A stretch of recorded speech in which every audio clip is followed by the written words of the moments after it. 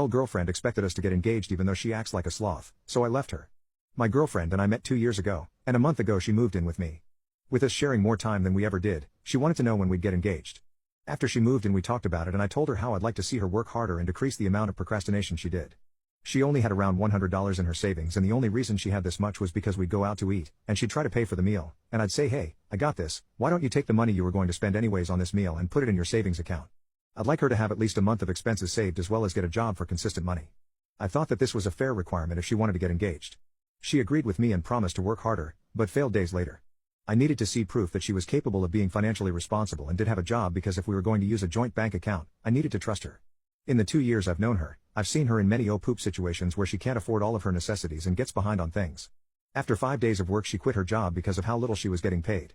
I told her to find a different job as soon as possible, even though I wished she hadn't quit her old one. She sits at home